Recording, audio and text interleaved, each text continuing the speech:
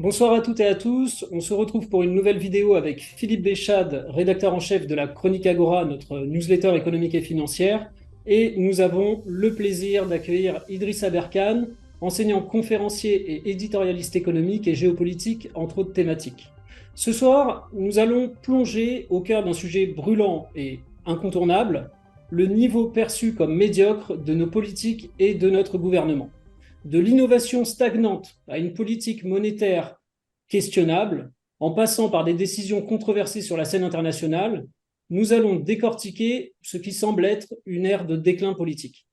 Avec nos invités experts, Idriss Aberkane et Philippe Béchade, nous n'allons pas seulement critiquer, mais aussi chercher à comprendre les racines de cette situation et peut-être envisager des pistes pour une politique plus éclairée et responsable. Donc, préparez-vous à une soirée de réflexion franche et directe sur l'état de notre pays. Allez, sans plus tarder, entamons cette discussion sans concession. Donc bon, sous De Gaulle, on va parler un petit peu de l'État stratège. Le lancement du programme nucléaire a marqué une époque d'innovation dirigée par l'État. Idriss, comment percevez-vous l'évolution de ce rôle d'innovateur de l'État depuis cette période? Alors, vraiment, merci beaucoup de cette invitation. J'ai souvent oscillé entre un intérêt pour l'économie mixte et autrement, sinon, un intérêt pour le laisser-faire à la Charles Gave. Je salue d'ailleurs un excellent éditorialiste et blogueur français qui se fait appeler H16 Htable, je vous recommande son blog, et qui est pas tendre avec la notion d'état stratège, mais pour le coup, et notamment ce qu'il cite, je vais commencer par là, ce qu'il cite, c'est l'échec du plan calcul, par exemple. Donc c'est un cas précis, sous De Gaulle et ensuite Valéry Giscard d'Estaing, le plan calcul, ça n'a pas fonctionné. Par contre, il faut reconnaître que pendant les Trente Glorieuses, des grands projets très ambitieux ont porté leurs fruits, comme le TGV, comme le Concorde, certes, qui aurait pu être plus rentable si les Américains ne l'avaient pas interdit, parce que c'est quand même ça le cœur du problème, c'était pour la traversée de l'Atlantique et les Américains ont prétendu qu'il était trop bruyant pour l'interdire d'atterrir, donc comme ça c'était plié, il n'a jamais pu être rentable, mais sur le fond c'était une excellente technologie. Et puis Framatome. Alors je vais prendre le cas de Framatome parce que Framatome montre avec le recul à quel point l'État stratège de ce point de vue-là avait raison, parce que les Russes ont fait pareil. Et les Russes aujourd'hui, en 2024, en faisant exactement comme Framatome, sont en train de devenir une puissance nucléaire civile redoutable, parce qu'ils sont capables de livrer des centrales nucléaires clés en main en contournant les accords 1, 2, 3 américains qui entendent brider l'équipement nucléaire civil. Parce que il est impossible de livrer une centrale nucléaire clé en main sans matériel américain, sauf si on est russe.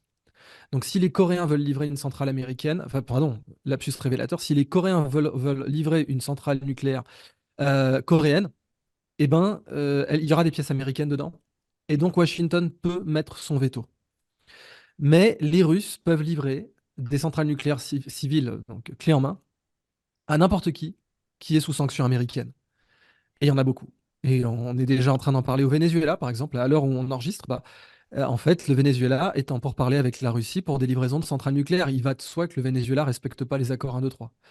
Donc, la France aurait pu être une troisième puissance, ce que De Gaulle voulait.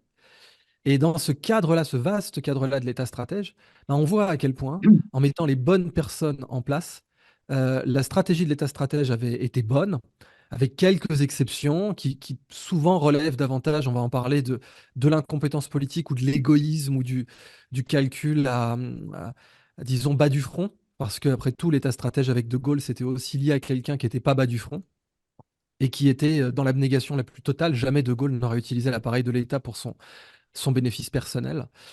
Donc aujourd'hui, en 2024, on voit à quel point l'État stratège reste pertinent, euh, en particulier quand les bonnes personnes sont aux manettes, bien entendu, et en particulier quand l'État stratège a les moyens de prendre des risques sur le très long terme. Parce que c'est ça les deux conditions sine qua non d'une bonne stratégie par la méthode de l'État stratège, à savoir pouvoir prendre du risque sur le très long terme, c'est-à-dire des rendements sur 30 ans et donc d'avoir un niveau de dette tolérable, ça va de soi, et avoir donc des politiciens qui sont capables de voir à 30 ans et qui sont capables de ne pas interférer avec un plan qui a 15 ans de plus qu'eux.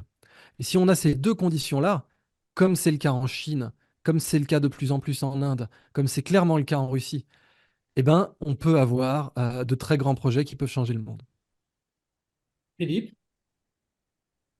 Bah, le vrai regret qu'on peut avoir aujourd'hui, puisqu'on voit que l'Europe souffre du surcoût de l'énergie, puisque l'Allemagne notamment importe du GNL qui lui coûte à peu près 4 fois le prix du gaz russe délivré par des gazoducs, hein.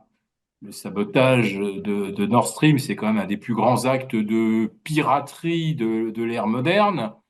Euh, mais les conséquences pour l'Europe sont terribles, hein. Les 3 trimestres de récession de l'Allemagne et l'abaissement des prévisions du gouvernement allemand pour 2024, on passe de 1% à 0,3 et encore en touchant du bois. Donc ça veut dire que beaucoup d'industriels allemands vont continuer de délocaliser vers les États-Unis, où on leur fait un véritable pont d'or, ou en tout cas engagement à leur fournir de l'électricité pas chère, ou le Mexique, notamment pour les pièces détachées. On voit bien que l'Europe est littéralement siphonnée de sa substance industrielle du fait des surcoûts énergétiques. Or, l'Allemagne fait une double erreur, d'abord de trop dépendre peut-être du gaz russe à un moment, mais surtout d'écouter les écologistes et d'arrêter je crois qu'à un moment, ils avaient 8 réacteurs, ils ont arrêté les 2 derniers l'année dernière. Ça aurait pu compenser, je dirais presque mégawatt ou gigawatt pour gigawatt, euh, la disparition du gaz russe. Voilà, une énergie complètement décarbonée, remplacée en partie par du charbon, merci l'écologie, et en partie par du renouvelable qui coûte extrêmement cher, qui double au minimum le prix du kilowatt délivré aux particuliers euh, par rapport au mix habituel nucléaire, gaz et hydroélectrique. Donc l'Europe est dans une situation un peu inextricable parce que pour mettre en marche de nouvelles centrales nucléaires. On le voit bien avec la Hague et on le voit bien avec Olkiluoto en Finlande. C'est 10 à 12 ans pour une mise en œuvre et nous n'avons plus les compétences pour construire ces centrales. Tous ceux qui ont participé à l'achèvement de la dernière centrale, et je pense que c'était Penly, mais ceux qui nous regardent pourront éventuellement vérifier, euh, le dernier qui a participé à la construction d'une centrale, il a pris sa retraite, puisque là, on remonte à 96 ou 98. Voilà. Donc, on va avoir beaucoup de mal à récupérer la pleine puissance que nous délivrait le nucléaire il y a 20 ans. On l'a quasiment jamais retrouvé. Et puis après, on a laissé dépérir, si j'ose dire, notre outil, puisque de toute façon, euh, le président Macron avait annoncé qu'il y aurait une douzaine de réacteurs arrêtés d'ici 2035. Donc, quand il y en a un qui tombait en panne, on se disait, ben voilà, celui-là, il est déjà arrêté par anticipation. On va pas remettre du pognon dedans, puisque de toute façon, on sait qu'il est arrêté d'ici 10 ans. Donc, c'est comme ça qu'on a littéralement détruit La, notre la- outil. la question de l'État stratège, effectivement, bon, on peut la balayer, on va dire c'est le passé. Donc maintenant, on va dire que le politique délègue au secteur privé pour créer de l'innovation. Mais pourquoi les politiques ne sont pas du tout pragmatiques, puisqu'à l'heure actuelle, ils lèvent de l'impôt, ensuite ils dépensent, donc ils prennent et ils redistribuent. Mais pourquoi un tel manque de pragmatisme? Là, on peut voir par exemple en 2023, déficit record. On était à combien? Plus de 170 milliards de déficit pour 2023. C'est plus qu'en 2021, alors que bon, on alternait entre confinement et déconfinement. 170 milliards, il faut savoir que ça représente, enfin, on est 20 millions de personnes à payer l'impôt sur le revenu en France. Donc ça fait plus de 4 000 euros par personne qui paye l'impôt sur le revenu de dette en plus sur une année. Et le Covid, c'est terminé. Donc, on a un gouvernement avec des politiques qui ne sont pas stratèges, mais est-ce qu'ils sont un minimum pragmatiques? Justement, L'État. je vais juste rebondir et je vais laisser la parole à Idriss tout de suite après. Euh, Pragmatisme, Mais en face, ce qui s'oppose au pragmatisme, c'est le clientélisme. Le clientélisme allemand par rapport aux écologistes, sans lesquels on était incapable de former un gouvernement de coalition qui tienne la route. On est obligé de leur concéder quelque chose. Donc ça, c'est le clientélisme. Ensuite, il y a eu le clientélisme par rapport au lobby pro-éolien et pro-photovoltaïque. Donc là, j'imagine qu'il y a eu aussi des valises qui ont circulé, des rétrocommissions qui ont permis de financer des partis politiques et, je veux dire, de façon très, très confortable.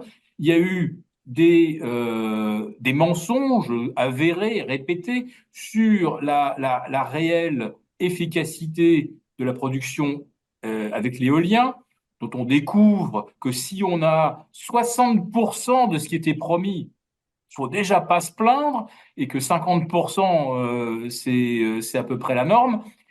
Ça veut dire que l'amortissement, il se fait pas sur 15 ans, il va se faire sur 20 ou 25 ans, avec des appareils qui n'ont pas une durée de vie supérieure à 20 ans. Autrement dit, ils ne sont jamais rentables.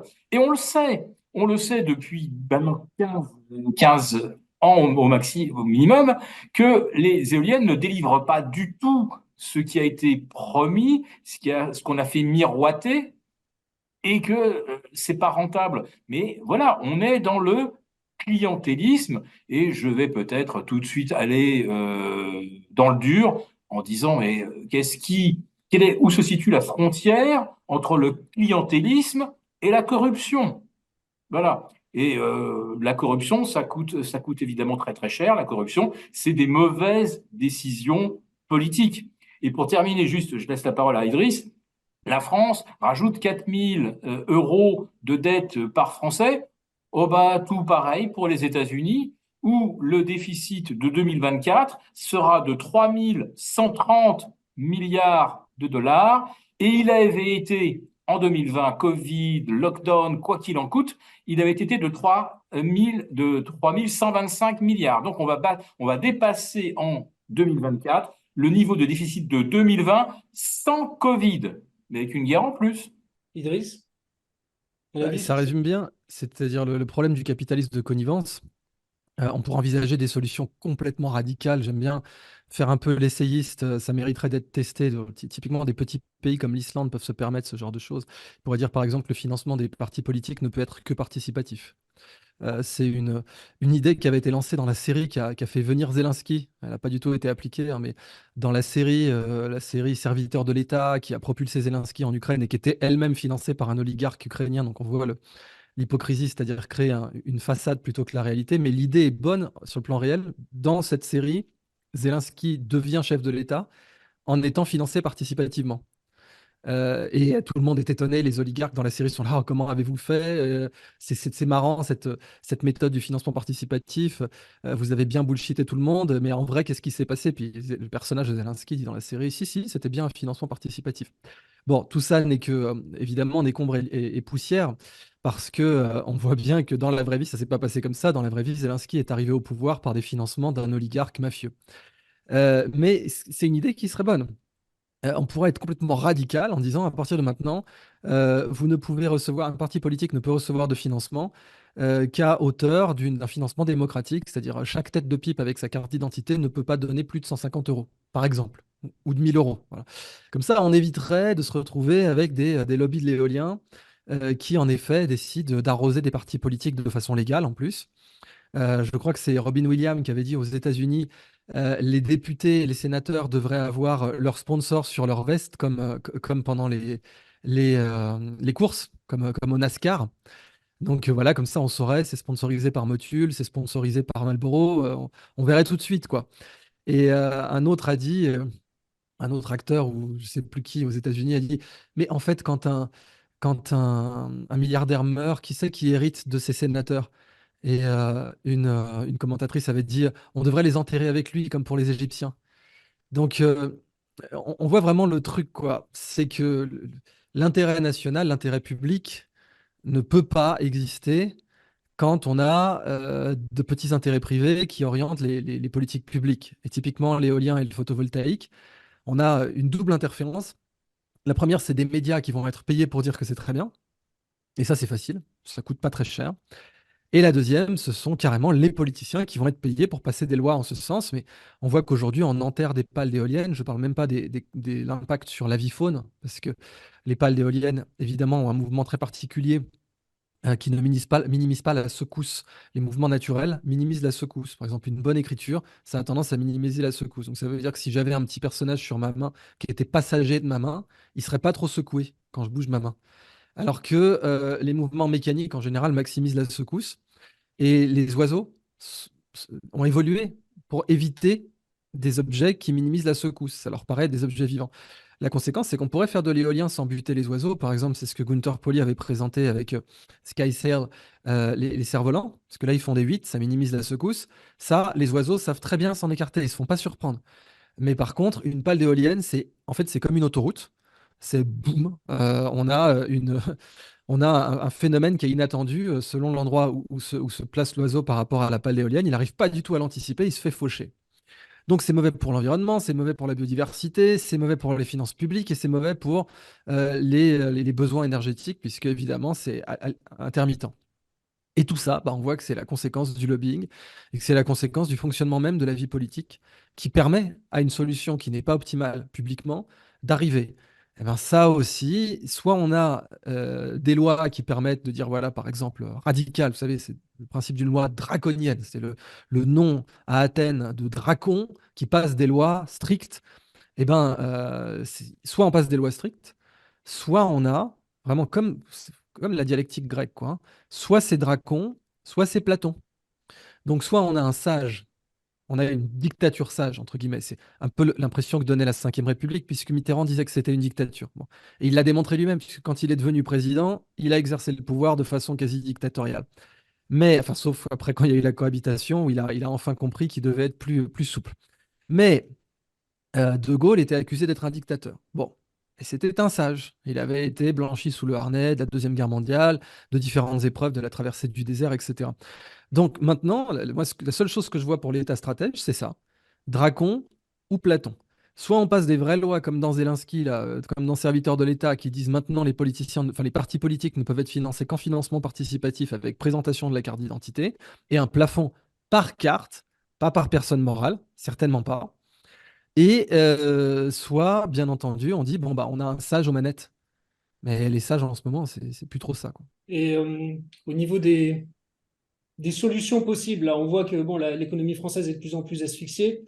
Donc bon, on a des risques de récession réelle, un État surendetté, énormément de réglementations, donc françaises, européennes, c'est vraiment empirique, hein. On se demande si on trouverait pas plus, enfin, on est limite au même nombre de normes qu'on aurait pu connaître à l'époque de l'Union soviétique ou en Corée du Nord. Mhm. Donc, pour un jeune qui voudrait entreprendre, enfin, clairement, on nous dissuade d'entreprendre. Moi, à Oui. titre personnel, je voudrais créer une société, je ne sais pas par où commencer. Mhm. Il y a des pays en Asie où vous voulez même monter un restaurant, enfin, vous le faites en un claquement de doigts. Là, c'est très, très, très compliqué.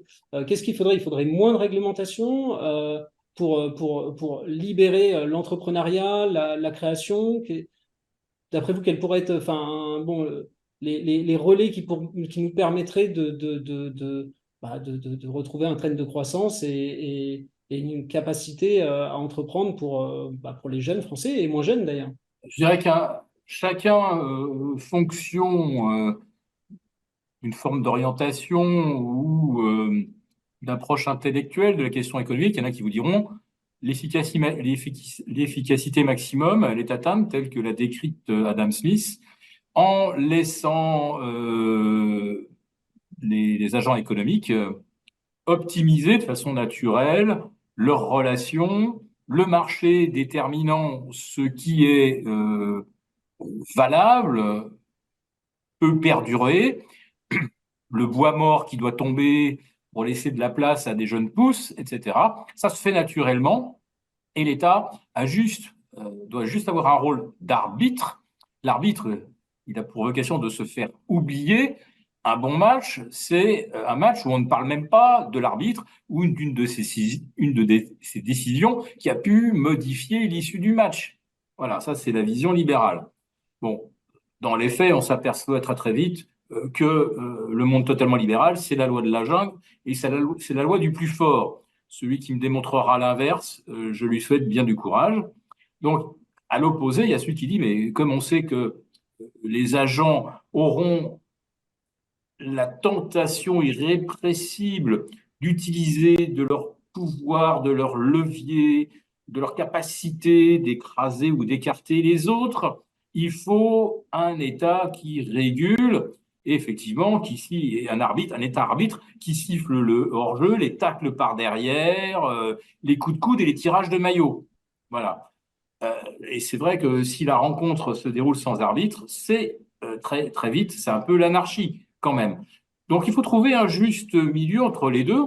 Et je dirais que ce juste milieu, il a été trouvé par des pays à une certaine époque de leur histoire, probablement la France sous De Gaulle, la Corée du Sud, on va dire de 1958 jusqu'à nos jours. Singapour, parti de zéro, sans aucune ressource naturelle, sans rien, et avec un droit du travail qui tient en 14 pages, un petit peu comme en Suisse, etc. Et c'est les pays où il y a le moins de réglementation, où l'État est le moins avide de taxer tout ce qui génère de la richesse. La France est le champion du monde, toute catégorie insurpassable. C'est l'exact opposé de ce qu'il faut faire pour qu'un pays devienne prospère. C'est pas de capter la richesse, c'est de garantir que les conditions de la création de richesse soient optimales. Et pour optimiser, il faut passer peu de temps à remplir des questionnaires de Bercy, de l'Europe, de l'URSSAF, de tout ce qu'on veut. Voilà, il faut, quand on fait du business ou quand on est artisan, il faut que l'essentiel de son temps soit consacré aux clients et à faire de l'argent, pas à remplir un énième CERFA ou d'un seul coup à découvrir cette nouvelle directive européenne qui modifie la cambrure de la banane. Voilà dans quoi on est. Et voilà l'écueil qui évite de nombreux pays, la Suisse, je pense même, je peux le citer, hein, des pays comme la Hongrie, la Pologne, qui sont beaucoup plus business-friendly. Puis après ça, il y a des pays, c'est un peu plus discutable parce que ce sont des paradis fiscaux qui font aussi du blanchiment. Je pense notamment à Dubaï, mais également aux Bahamas ou aux îles Caïmans. Alors, Bahamas, mauvais exemple. On vient d'apprendre il y a quelques jours que Bahamas n'est plus sur la liste des paradis fiscaux, ainsi que les Seychelles. Chouette, je vais pouvoir y retourner. Donc, pour savoir qu'est-ce qui fonctionne, faut regarder aujourd'hui les pays qui ont de la croissance et du plein emploi. La Suisse, Singapour, la Corée du Sud, le Japon, je le mets à part parce que c'est un pays quand même qui est très particulier, où il n'y a pas d'immigration et où les Japonais font absolument tout. Donc, tout le monde est employé, voilà. Mais regardons ce qui marche. Et il faut arrêter de faire ce qui ne marche pas. Et en France, on est toujours dans la même dialectique. Si l'État ne marche pas, c'est qu'il n'y a pas assez d'État. Voilà, je pense qu'il faut faire l'inverse.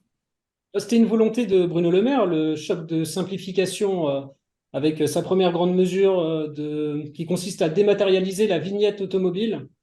Donc il a tweeté sur ce sujet. D'après lui, c'était vraiment quelque chose qui embêtait les Français et qui va être efficace. Idriss, sur... Alors, il y a un concept que je voudrais vous partager, c'est celui du cairn administratif. Tout à l'heure, j'ai partagé le concept Dracon-Platon. Maintenant, le cairn administratif. C'est le nom que j'ai donné à plusieurs observations, mais l'une d'entre elles est très bien illustrée toujours sur le blog de Htable, la H16. Un de ses articles sur son blog est le parcours du combattant de l'entrepreneur français. Je crois que c'est le parcours du combattant fiscal de l'entrepreneur. Vous cherchez ça dans Google Images et vous allez voir ce qu'on appelle un flowchart, donc un arbre de décision qui explique combien on est taxé quand on vend une société en France. Alors d'abord, il y a tous les autres pays. Donc l'arbre de décision commence, on voit le flowchart en Suisse ou ailleurs. Là, c'est ou pas d'impôt ou flat tax. Donc il n'y a pas de question à se poser. Soit c'est fixe, soit il n'y a pas d'impôt. Les flat tax, ça marche très bien. On va revenir pourquoi ça marche très bien. Ensuite, on va en Italie, en Allemagne. Alors là, Le flowchart, il se complexifie. Il y a deux oui-non à faire. Deux oui-non. Êtes-vous si, avez-vous créé la boîte à telle date? Oui, non. Et là, boum, on sait. Puis ça descend comme ça. Puis après arrive la France. Il y en a 27. Il y a 27, oui, non. L'arbre, pour savoir juste à combien on est taxé quand on revend sa boîte en France, il a plus de conditions que tous les autres pays de l'Union européenne réunis. Réunis. Ça, c'est le cairn administratif. Alors, c'est quoi un cairn? Vous savez, c'est un tas de cailloux. Donc, on passe sur un chemin, on est passé, on met son caillou. Du coup, on fait un énorme tas de cailloux. Eh bien, il y a des abrutis qui passent des lois pour laisser leur nom, qui se foutent complètement de savoir si la loi va marcher, avec l'effet Cobra, etc. Qui passent une loi juste pour laisser leur nom, parce qu'il faut bien que pendant leur mandat, ils existent, les mecs. Comme là, Bruno Le Maire, Nono le rigolo, qui avait dit qu'il effondrerait l'économie russe. Bon, il n'a pas réussi à effondrer l'économie russe, alors il s'est fixé un objectif plus à sa portée. Mais au moins, Par il montre un exemple, exemple. voilà, mais c'est ça, il montre l'exemple. Alors, bon, c'est vrai qu'il a réussi à effondrer que la seule économie qui était sous son contrôle. Mais bon, voilà, il s'est fixé un objectif plus à sa portée, à savoir simplifier la vignette. Bon, bah, c'est vrai qu'encore une fois, c'était plus dans les moyens cognitifs et intellectuels de Bruno Le Maire. Mais chacun veut laisser sa petite trace. Donc, pourquoi on s'est retrouvé avec un flowchart complètement débile sur les taxes en cas de revente d'une société? Bah parce que certains se sont dit, voilà, je veux laisser ma loi, puis le suivant arrive par courtoisie, il dit, je vais pas défaire la loi de bidule, je vais juste rajouter ma rustine, parce que moi aussi, il faut que j'existe. Alors moi aussi, je vais rajouter un truc, mais par courtoisie, pour la pratique précédente, je vais pas enlever. Alors vous avez des pays qui, là aussi, draconiens, on dit pour chaque nouvelle loi, vous devez supprimer deux lois. Pour chaque nouvel article, vous devez supprimer deux articles.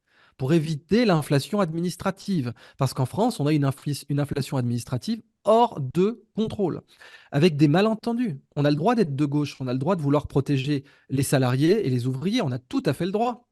Mais il faut comprendre ce que c'est que l'effet Cobra. Moi, par exemple, dans ma vie, je suis né pile entre les... Enfin, comment dire, je suis né à Tchernobyl, mais 86. Mais je suis arrivé sur le marché du travail juste après la crise de 2008. Ce qui fait que tous les acquis sociaux dont on m'a parlé, et dont soi-disant on faisait grève pour les préserver, bah, je les ai jamais vus. Par exemple, j'ai jamais eu de congé payé de ma vie. Ça m'est juste jamais arrivé dans mon existence d'avoir des congés payés. Dans toute mon existence, quand j'ai pris des congés, je perdais de l'argent. Toujours. Point barre. Et ça, c'est censé être un acquis social de haute lutte, etc. Oui, mais il est peut-être réglementé, il existe peut-être dans le droit, n'empêche qu'il y a des gens qui sont oubliés de ça. Je prends un autre exemple, avoir un appartement à Paris. Ah oui, on va protéger le locataire, ma bonne dame. Bah, effet Cobra, moi, je pouvais pas avoir un appartement à Paris. Même quand je commençais à vendre des prestations de formation à 1 900 € la journée, je pouvais pas avoir un appart à Paris parce qu'il fallait montrer plus de documents que littéralement pour une inscription en doctorat. J'ai 3 doctorats, j'en sais quelque chose. Bah, c'est plus dur d'avoir un appart à Paris à mon époque que d'avoir une inscription en doctorat en termes de diversité de documents. C'est soi-disant pour protéger le locataire. Eh ben non, j'ai pas été protégé. J'ai juste dû aller louer ailleurs qu'en France et m'installer ailleurs qu'en France. Et puis j'ai été expat à partir de cette période. Au début, j'ai loué un appart à Montmartre parce que c'était mon ex-copine qui me le louait. Et puis ensuite, j'ai plus jamais loué en France parce que c'était pas possible. Donc on voit l'effet Cobra. Et l'effet Cobra, bah, et bien sûr, en fiscalité, il est connu sous le nom de loi de l'affaire. Trop d'impôts tue l'impôt. C'est Ibn Khaldoun le premier qui l'avait parfaitement compris. Moi, j'ai pas de problème à ce qu'on dise que l'État doit optimiser ses recettes fiscales. Aucun souci, en théorie économique, je veux bien que l'État prenne le maximum qu'il peut prendre. Mais il peut même pas, là, il prend même pas le maximum, cet abruti. Parce qu'en étranglant la poule avant qu'elle ait pondu ses œufs, eh ben, il prend même pas, l'État n'a même pas l'optimum de ses recettes fiscales, le crétin. Alors que l'Irlande, par exemple, dégage des bénéfices et commence à rembourser sa dette. Pareil pour la Suisse. Pareil pour Singapour.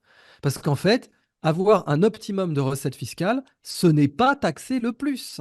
Et il y a tout un tas de gens qui se croient de gauche, qui sont très contents de dire on va taxer à 75% ou à ceci ou à cela, et qui ne se rendent pas compte que c'est complètement illusoire. S'ils présentent une taxe à ce niveau, ils ne vont pas avoir une recette fiscale qui sera le niveau de la taxe multiplié par l'assiette.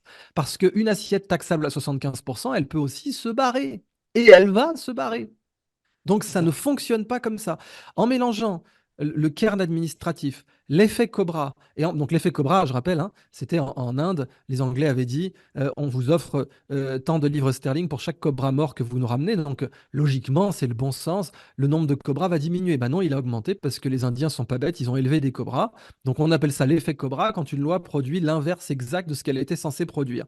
Eh ben, l'effet Cobra, on le voit tout un tas d'aspects, y compris les acquis sociaux, que ce soit le marché du travail. On veut protéger les salariés. Bah, regardez le taux de chômage en France avec votre code du travail énorme. Et il y a des gens qui sont de gauche qui croient que c'est en ayant un code du travail énorme qu'on va protéger les intérêts des travailleurs. C'est faux. C'est en ayant un code du travail limpide, draconien, pourquoi pas de problème, mais limpide, où tout le monde sait à quoi s'en tenir et qu'on n'ait pas à avoir des armées de notaires et d'avocats et de prud'hommes pour comprendre ne serait-ce que comment l'interpréter. Et il ne peut pas se retrouver évidemment coupable de tout, parce que quand on a des lois, et c'est Tacite qui disait ça, plus une république est corrompue, plus les lois y sont nombreuses, parce qu'évidemment, ça crée tout un tas de niches. On a besoin d'un notaire, on a besoin de plein de gens pour faire une relation simple qui serait un contrat entre deux personnes, parce qu'on a des codes qui sont en pleine inflation administrative. Donc, pour enlever l'inflation administrative, il faut la comprendre, il faut la diagnostiquer, il faut comprendre qu'elle est dans l'intérêt de personne. Il faut arrêter cette pantalonnade de dire que c'est être de gauche ou de droite que d'interpréter dans un sens ou dans l'autre. On peut être de gauche et militer pour un code du travail beaucoup plus petit, mais draconien, mais petit, simple à comprendre, simple à interpréter. On peut être de gauche et militer pour moins d'impôts parce qu'on aura compris qu'on aura plus de recettes fiscales et qu'on se dit, bah, moi, je veux maximiser les recettes fiscales de l'État. Tant mieux, je vais donc prendre ma courbe mathématique et regarder où l'optimum est atteint, mais c'est certainement pas en étranglant la poule avant qu'elle ait pondu qu'on va l'avoir. D'ailleurs, typiquement, le Venezuela a fait une fois de plus cette erreur, puisque ces abrutis n'ont jamais réinvesti dans leurs infrastructures pétrolières pour en tirer le maximum de rente d'un coup.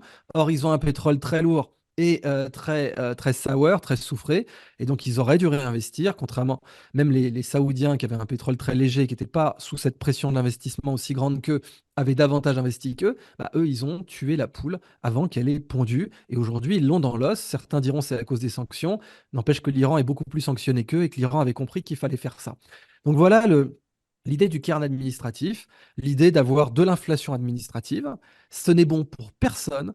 Qu'on soit de droite ou de gauche, ça nique les acquis sociaux. Il y a pas de meilleure façon de détruire un acquis social que de faire de l'inflation administrative, puisque en voulant par exemple surprotéger le locataire, bah, on exclut des gens du marché de la location.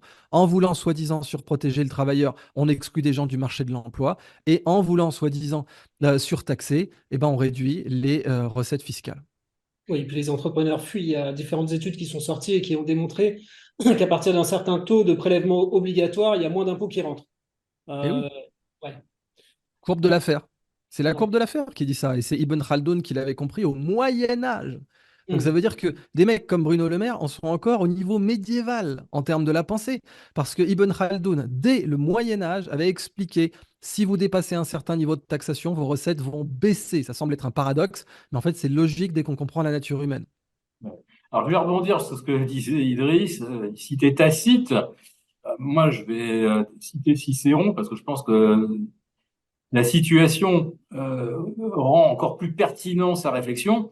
Plus la chute d'un empire est proche, plus il est en déliquescence, plus ses lois sont folles. Et là, Bruno Le Maire vient de lâcher deux ou trois choses absolument énormes qui, heureusement, n'ont pas été reprises par les médias mainstream, ce qui veut dire que il semble que l'Élysée hésite un peu à en faire un nouvel élément de langage, vous voyez, un truc qu'on va matraquer aux 20 heures pour que ça rentre bien dans la tête des gens. Bruno Le Maire constate qu'il y a de l'argent qui dort ou qui dormirait sur les comptes des Français et des citoyens européens, et que c'est grand dommage que cet argent ne soit pas bien géré, alloué là où il devrait être, c'est-à-dire la décarbonation et la défense de la souveraineté européenne. Alors, je vais vous le traduire en décodé. Si les Européens ne veulent pas financer la guerre en Ukraine, on va lancer un grand emprunt pour le faire.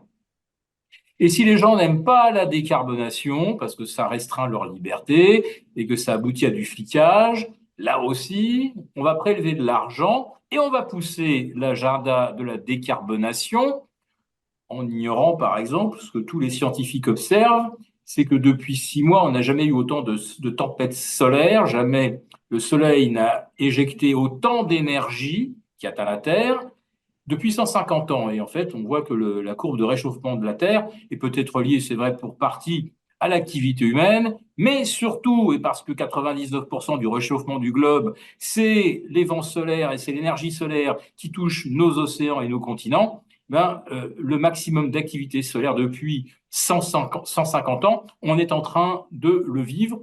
Les cycles du Soleil sont bien connus et les scientifiques pensent qu'à partir de 2025-2026, on aura atteint ce maximum sur 2 siècles et que derrière, ça devrait rebaisser. Bref, je referme la parenthèse scientifique pour dire que l'État est prêt à passer en force et il est surtout prêt, alors qu'il a déjà ponctionné tout ce qu'il pouvait, puisqu'on est à un niveau de prélèvement de 60%, il est prêt à aller plus loin, c'est-à-dire à dire votre épargne doit servir à financer le grand reset, financer la décarbonation, financer la défense de l'Europe et de l'Ukraine, naturellement. Et je regardais avant l'émission un petit camembert sympathique. L'Europe achète des armes. Alors pas assez, bien sûr, vu la situation actuelle et ce qu'on nous en raconte, mais j'ai regardé donc des achats d'armes sur l'ensemble de l'Europe. Eh bien, il y a moins d'un tiers des armes qui sont achetées entre pays européens, et c'est même pas plus, à mon avis, de 25%. 62% des armes consommées en Europe sont achetées aux Américains. Et pourquoi? Parce que dès que vous libérez des sommes d'argent promises par l'Europe, comme par exemple à la Pologne, si les Polonais votaient bien, eh bien, les sommes libérées par l'Europe vont servir à acheter des F-35 américains. Les Allemands ont à choisir entre des systèmes de surveillance aérienne, de protection, etc., de technologie française, de Thales et autres. Ils choisissent les systèmes américains type dôme de fer, etc.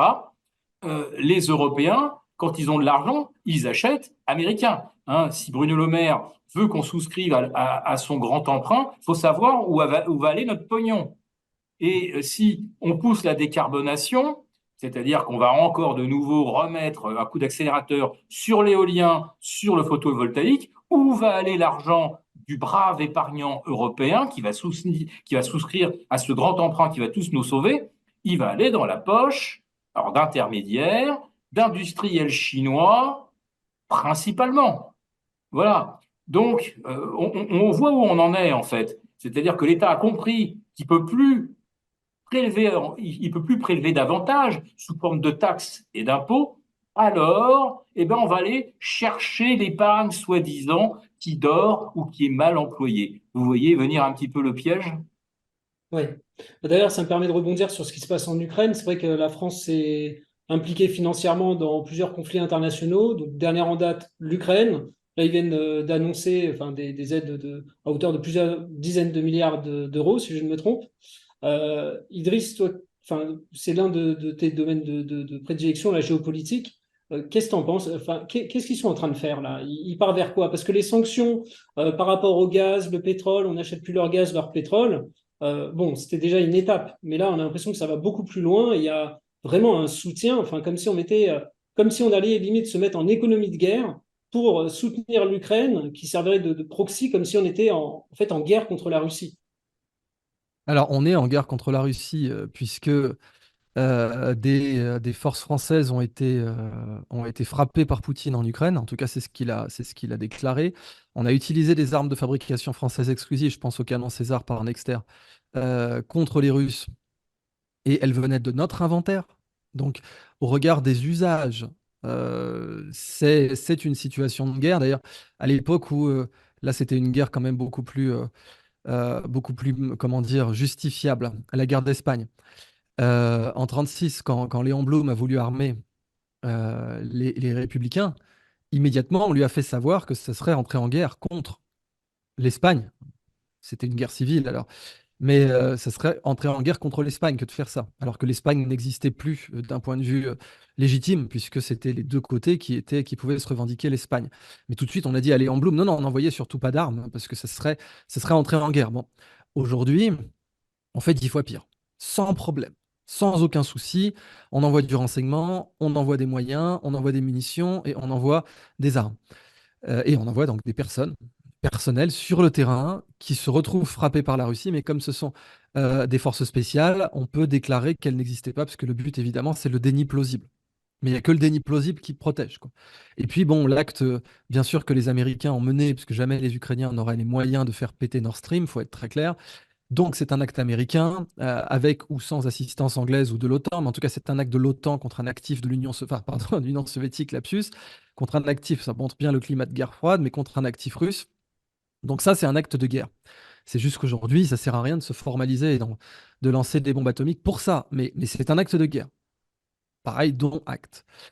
Alors, aux États-Unis maintenant, pour la campagne présidentielle qui arrive, les excès de financement vers l'Ukraine deviennent ingérables même pour le Parti démocrate, dont on a maintenant toutes les preuves que l'Ukraine était une plaque tournante de leur corruption, puisque c'était un moyen d'avoir des rétrocommissions. On l'a vu avec le fils de Biden, autant on a la preuve aujourd'hui, notamment avec les Twitter Files, que le FBI est intervenu dans les élections pour empêcher l'histoire de la corruption de Hunter Biden de sortir, de paraître. Notamment, donc, c'est le FBI qui est intervenu pour interdire le compte Twitter du New York Post qui avait révélé l'affaire, en disant plus tard, et là c'est la CIA qui est intervenue pour dire que c'était une intoxication russe, et c'était faux. C'était juste une affaire exacte qu'il fallait rapporter en tant que journaliste. Donc on voit maintenant que les démocrates ont utilisé l'Ukraine comme une grande machine à laver pour du détournement de fonds publics. Très certainement comme les républicains l'avaient fait pendant la guerre en Irak, hein. Guerre en Irak, guerre en Afghanistan, grosses affaires de blanchiment, de détournement de fonds publics, puisque on a des budgets du Pentagone qui sont passés dans ces guerres, qui n'ont rien rapporté. Il faut quand même se rappeler que c'était plus de 2000 milliards, la guerre d'Afghanistan, hein, pour aucun résultat stratégique. Enfin, on a juste C'était remplacé les à talibans certains par... moments, certaines saisons, c'était une guerre de la drogue, hein. Oui, voilà, et c'était une guerre de la drogue aussi, puisqu'on blanchissait, la CIA blanchissait l'argent de la drogue dans la zone, hein. Beaucoup de gens disaient que c'était les talibans qui cultivaient le pavot. Ben non, quand on est résistant, quand on est un insurgé, on ne peut pas pratiquer l'agriculture. C'est n'importe quel abruti, c'est ça. On ne peut pas rester près de son champ. Si vous avez des satellites entiers qui vous cherchent et les forces de la première puissance mondiale qui sont censées vous abattre à vue ou vous capturer, vous n'allez pas rester près d'un champ de pavot. Il faut être un tout petit peu logique quand même. Donc, qui pratiquait la culture du pavot? L'administration pro-américaine avec le soutien de la CIA. Et c'est pas la première fois que ça arrive. On l'a vu aussi dans l'affaire Iran-Contras, qui a été complètement révélée, mise au grand jour. La CIA trafiquait de la drogue pour financer des armes. Donc, le cas de ce blanchiment d'argent, de détournement de fonds publics, fait qu'aujourd'hui, les démocrates peuvent plus assumer de financer l'Ukraine de façon trop importante. Et qu'en plus, les républicains se sont engouffrés dans la brèche pour l'interdire au Congrès. Donc, ils passent par l'Europe, parce que l'Europe aujourd'hui est ce que les Romains appelaient des fédérati, c'est-à-dire des peuples fédérés, donc des peuples soumis, hein, un fief, quoi. C'est de la féodalité. Et oui, parce qu'entre fédérati et féodal, il y a qu'un pas. Et aujourd'hui, l'Europe est inféodée aux États-Unis. D'abord, on le voit dans sa diplomatie, on le voit dans ses achats d'armes, comme Philippe l'a rappelé. Et donc, si jamais les États-Unis ne peuvent pas faire quelque chose, c'est les Européens qui paieront. De toute façon, ils payent déjà cette guerre en Ukraine. Ils la payent par l'inflation, ils la payent par la destruction de leurs économies, ils la payent avec l'économie allemande qui a été en récession pendant 2 trimestres, et à cause de son manque de gaz, 3 trimestres même. Donc, bon, voilà, l'Europe paye déjà. Et en fait, les États-Unis ont organisé le suicide de l'Europe avec cette guerre en Ukraine. Ils ont demandé, via notamment Victoria Nuland, à ce que l'Europe soit très laxiste vis-à-vis de l'application des accords de Minsk, qui était la dernière étape pour empêcher cette guerre. Et il y avait un moyen d'empêcher cette guerre, et c'était d'ailleurs dans l'intérêt de l'Ukraine. On voit bien que les États-Unis n'en ont rien à foutre de l'Ukraine, puisque les 500 000 morts et blessés minimum que l'Ukraine a subis, ils auraient pu être empêchés par le respect des accords de Minsk. Et bon, bah, les États-Unis voyaient ça d'un autre œil. Donc, aujourd'hui, vraiment, c'est l'Europe qui casse pour son propre suicide. Et c'est pas nouveau, pour conclure, puisqu'on avait eu le cas en Italie pendant la guerre de Libye. Et c'était donc l'affaire Berlusconi Bunga Bunga. On avait Berlusconi qui était très pro-américain, avec la Fine Meccanica, devenue Leonardo entre-temps, et qui était donc lié à la Fine Invest. Ça, le nom Fine Meccanica rappelait que c'était la Fine Invest de Berlusconi qui était derrière. Et Berlusconi était très pro-américain, pro-guerre en Irak, etc. Puis, à un moment donné, il décide de signer un accord avec Kadhafi, parce qu'on lui a donné le feu vert. Bon. Il décide de signer un accord avec Kadhafi pour plus de 40 milliards d'euros pour du pétrole libyen vers l'Italie.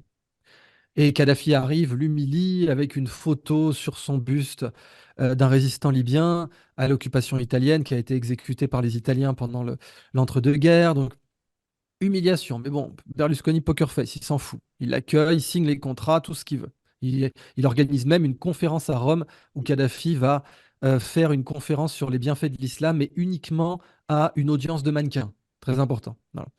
Et après, bah, Kadhafi repart.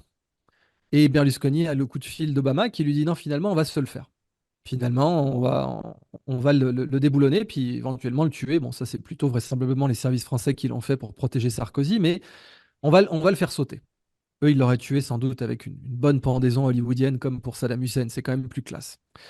Et là, Berlusconi aurait dit bah, c'est hors de question. Je viens de signer 40 milliards de dollars. Obama lui répond non, mais c'est pas fini. D'après le fonctionnement de l'OTAN, les choses sont très claires. La base la plus proche est italienne, Sigonella, Sicile.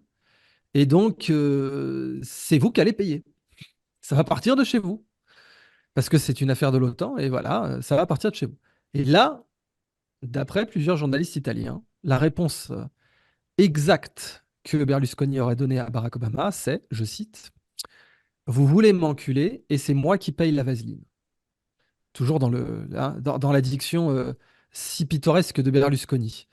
Et il aurait là prononcé son arrêt de mort en disant, écoutez, il faut d'abord que je demande son avis à mon ami Vladimir. Parce qu'en effet, Vladimir Poutine et Berlusconi étaient amis personnellement. D'ailleurs, le fameux cuirassé Moskva était venu en Sardaigne devant la villa de Berlusconi. Et donc, bah là, il a signé son arrêt de mort. Berlusconi a sauté très peu de temps après. Toutes les affaires sont ressorties sur lui. On n'a pas manqué de rappeler que les Bunga Bunga qui l'ont incriminé lui avaient été transmis par Kadhafi en personne pour qu'il n'y ait pas le moindre doute. Et c'est pas la première fois que la CIA fait sauter un chef d'État italien, hein. Il y a eu Andreotti, il y a eu Bettino Craxi. Pour Bettino Craxi, c'était aussi sur Sigonella déjà à l'époque. Donc voilà, c'est pas la première fois en conclusion qu'on se fait en papaouté et qu'on paye la vaseline. C'était le cas pour la Libye et l'Italie, c'est le cas pour l'Union européenne at large et l'Ukraine. Alors, je vais rebondir là-dessus. Pourquoi la décision de dégager Kadhafi, devenu Kadhafou? Mm. Parce que entre-temps, il avait le projet fou de vouloir créer une nouvelle monnaie panafricaine qui détrônerait le franc CFA, une monnaie panafricaine qui serait adossée à l'or. Donc là, on va dire que Kadhafou avait signé son arrêt de mort. Donc effectivement, bah, c'est comme ça que d'un seul coup, l'administration américaine a finalement changé d'avis, avec la France qui applaudissait derrière, évidemment, parce qu'elle était la première concernée. C'est toujours la France aujourd'hui qui fait le clearing des opérations réalisées en francs CFA. On ne le sait pas trop, mais enfin, le clearing se fait en France. Donc ça rapporte toujours un petit peu d'argent à quelqu'un, puis ça permet un peu de surveiller ce qui se passe en Afrique. Je referme la parenthèse. Je vais rebondir sur Victoria Nuland, parce qu'elle vient de s'illustrer justement presque au même moment où Nono, le dilaté, nous expliquait que on allait peut-être prendre sur l'épargne des Européens pour l'affecter là où ça serait mieux employé.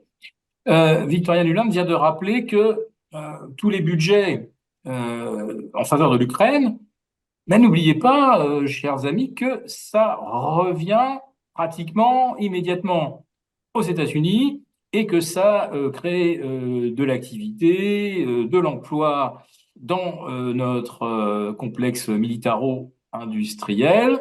Et en réalité, l'argent ne quitte même pas les États-Unis. C'est-à-dire que le Congrès vote des budgets. Le budget permet à une usine d'armement, ou par exemple à un General Dynamics qui fabrique les chars Abrams, ou Boeing qui fabrique des drones, des missiles, tout ce qu'on veut, les cruise missiles, etc. Donc, directement, cet argent permet de passer la commande à Boeing, Marine Marietta, Lockheed, etc. Ensuite, vous avez l'OTAN, bah, bien sûr, qui va annoncer qu'on a besoin de tant de missiles, de tant de chars, de tant de munitions, etc. Donc, la commande, elle est justifiée. Jamais l'argent ne passe par l'Ukraine.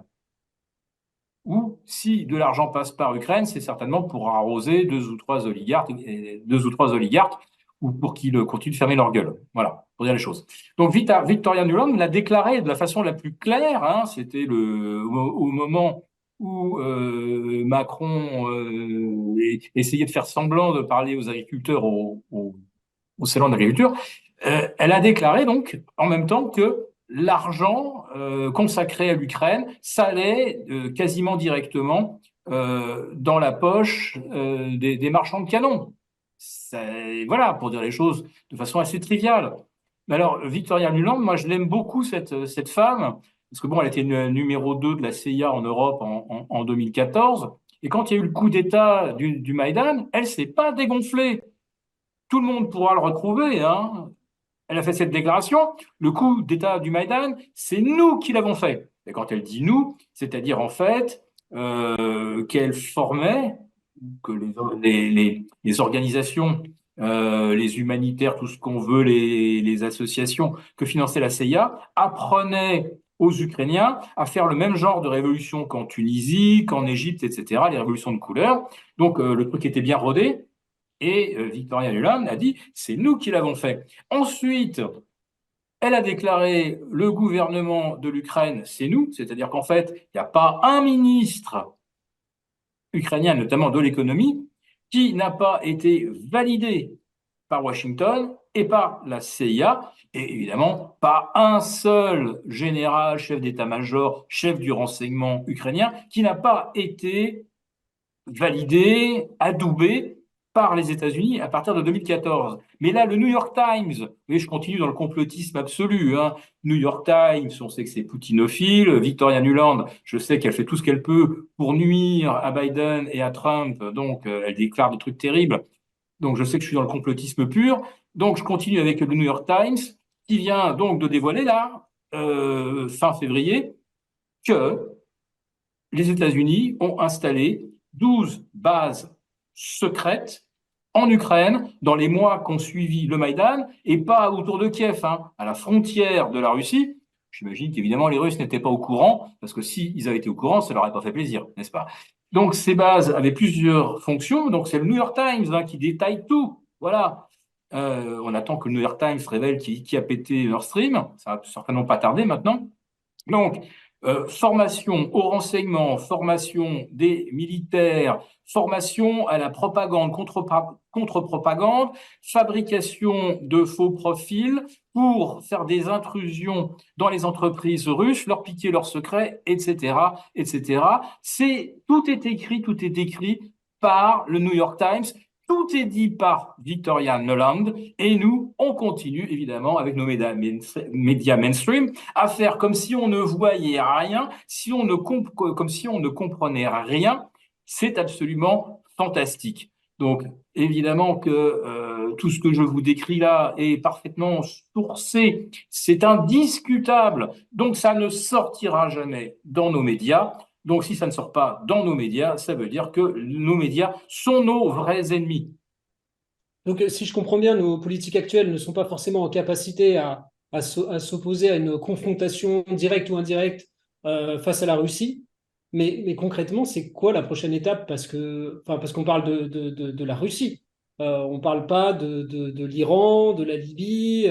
C'est quand même une grande puissance et on a quand même quelqu'un qui est à la tête de la Russie, Vladimir Poutine, qui abandonnera pas, quoi qu'il arrive. Alors, je fais une petite réponse, je laisse la parole tout de suite à Idriss après, hein. Une minute, je prends juste une toute petite minute. Alors d'abord, est-ce que l'on croit à la guerre? Regardez où sont tous les marchés financiers, et notamment les indices européens.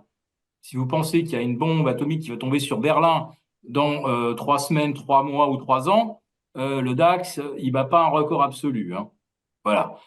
Mais il faut, pour que les Européens acceptent d'être taxés, surtaxés, ponctionnés, y compris au travers d'un grand emprunt, pour qu'ils aient envie d'y souscrire, il faut qu'on leur fasse suffisamment peur pour que les gens acceptent d'être taxés, surtaxés, ou qu'ils vont volontairement aller souscrire le grand emprunt européen. Si vous dites c'est le Luxembourg, le Liechtenstein qui nous menace, personne va souscrire, hein. On sait qu'ils ont des sous et ils ne représentent pas une menace militaire qui fait trembler la planète.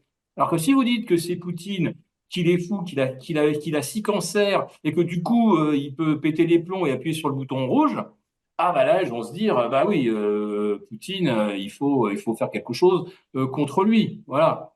Alors que c'est lui, en fait, qui, depuis le début, fait semblant de ne pas voir ou de ne pas prendre en compte que les pays qui aident l'Ukraine sont dans une situation de co-belligérance. Idriss, la prochaine étape pour toi, ils vont juste sacrifier l'Ukraine, nous prendre un peu d'épargne et ensuite, bon, bah, tout repartira.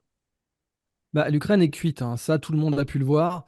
C'est pour ça que le programme de Donald Trump, c'est d'arrêter la guerre immédiatement s'il est élu, en disant bah, on leur livre plus d'armes et on les oblige à négocier avec les Russes. Parce qu'en gros, la seule chose qui fait que la guerre se poursuit, c'est que les Américains continuent à donner des armes parce qu'ils se battront jusqu'au dernier Ukrainien.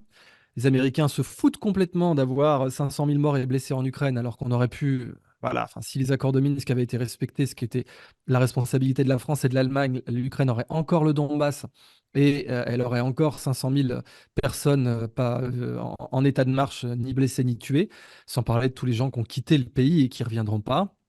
Et puis de sa dette, puisque l'aide américaine n'est pas gratuite, hein. C'est BlackRock et Vanguard qui sont en train de s'emparer de toutes les ressources de l'Ukraine, y compris sa fameuse terre noire, le Tchernozem, qui est la terre la plus fertile d'Europe. Donc l'Ukraine est détruite.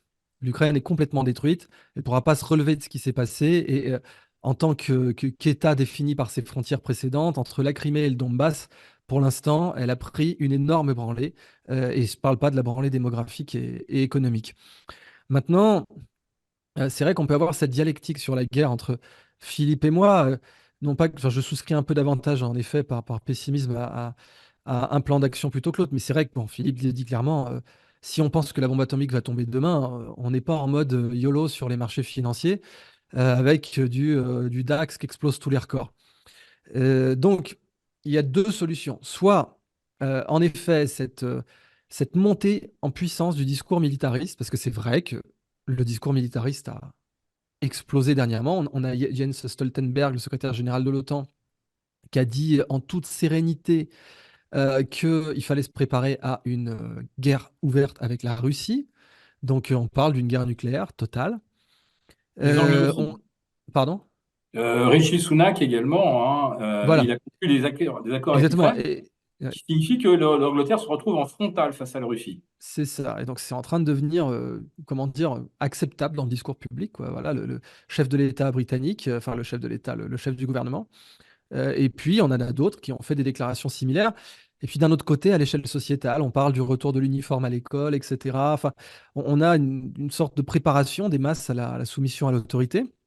Et dans ce cas-là, bon, ce serait plutôt dans une dizaine d'années, hein. Mais c'est vrai qu'on a des gens qui pourraient se dire, après tout, à chaque fois qu'on a énormément de dettes publiques qui s'accumulent dans l'histoire du monde, ça finit en bonne guerre. C'est toujours comme ça. Enfin, 14-18, 39-45, à chaque fois qu'on a d'énormes foisons de dettes publiques, il faut une bonne guerre pour purger tout ça.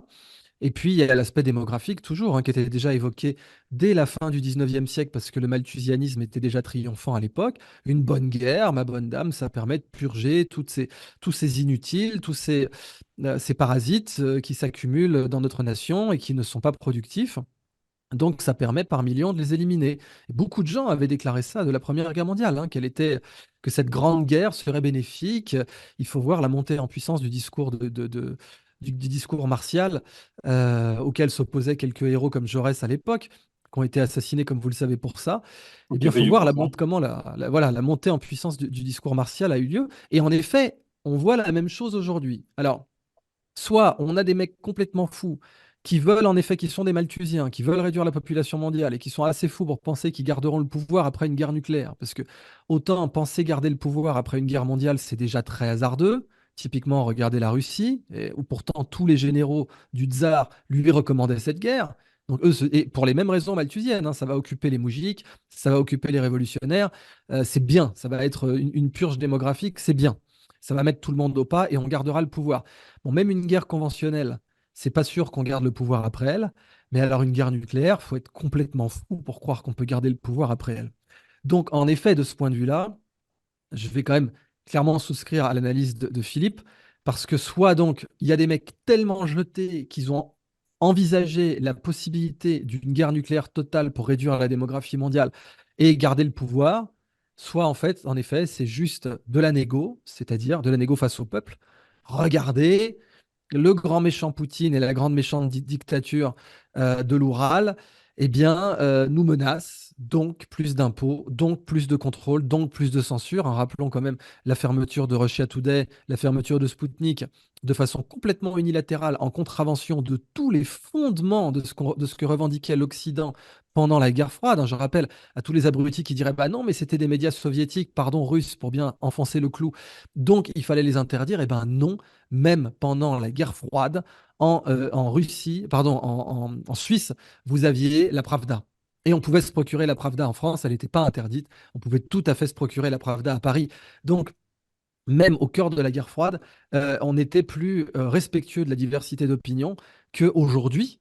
Donc ça prouve bien qu'il y a eu une régression majeure en termes de liberté d'expression, donc en termes de droits fondamentaux, donc en termes de principes fondateurs de notre soi-disant identité occidentale. Et ben pour aller encore plus loin, ficher les gens, leur interdire le déplacement, leur interdire certaines dépenses, confisquer leur épargne, confisquer, et puis sans parler donc des datas, etc. Bah oui, il faut agiter le chiffon rouge du grand méchant Poutine qui est complètement fou et qui va faire péter la planète avec des armes atomiques, parce que sinon, les peuples ne pourront pas accepter ça. Donc, en résumé, Poutine is the new Covid. Oui, Et stratégie là, du on peut même dire que c'est un Poutine providentiel, puisque, enfin, moi, je passe mon temps à repérer les éléments de langage. Alors, quand je vais un petit peu sur des sites américains, je les vois sortir un petit peu avant qu'ils soient traduits en français, en allemand, en italien, en danois et tout ce que vous voulez.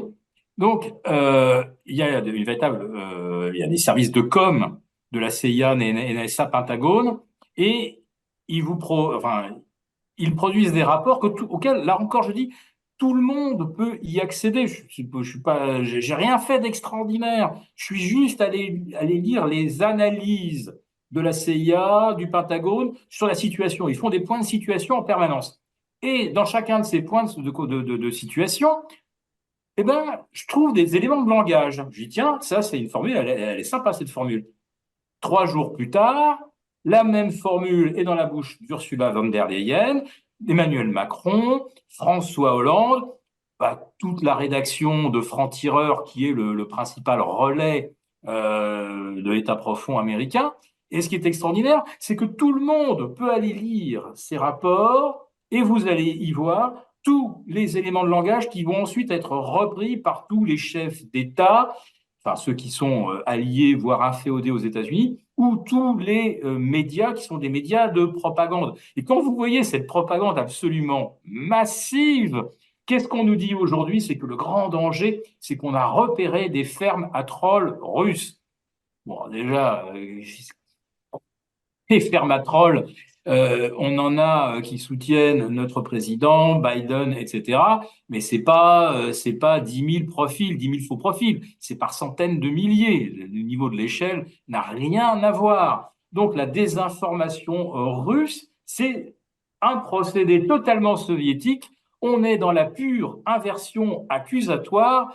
Plus la propagande CIA, NSA, Pentagone et quotidienne, voire de tous les journaux télévisés, plus on vous dit, regardez, les Russes, c'est terrible, ils vous désinforment, il y a des poutinolâtres, etc., ils sont dangereux.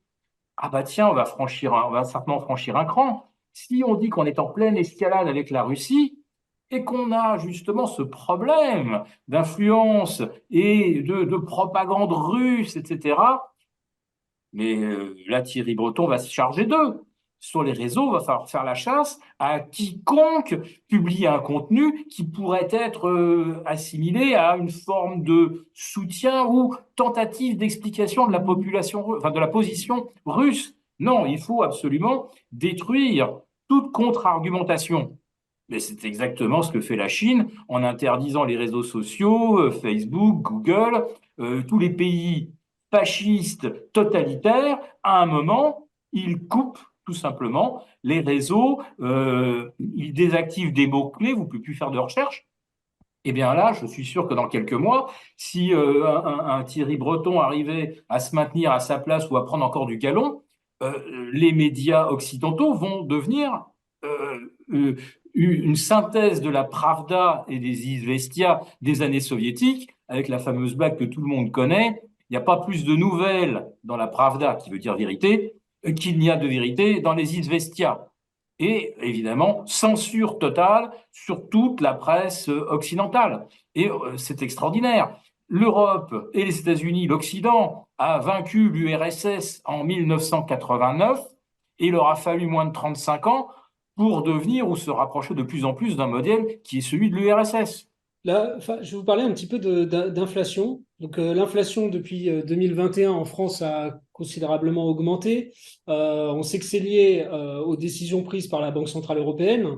Euh, Est-ce que vous pensez que ça va se poursuivre? C'est vrai que là, il y a une prise de conscience. Les Français ne croyaient plus à l'inflation. On pouvait imprimer des quantités de monnaie industrielle. Ça n'avait aucun impact sur les prix. Là, ils se sont rendus compte que plus les banques centrales printaient et plus il y avait un risque, en fonction de la vélocité de la monnaie, un risque d'inflation. Donc là, c'est concret pour les Français. Les prix ont augmenté de manière significative. Je crois qu'on est à une vingtaine de pourcents sur un peu plus de 2 ans, Philippe, sur les prix à la consommation. Ah, bah, faudrait que je ressorte le tableau, mais bon, je vais essayer de faire appel à ma petite mémoire.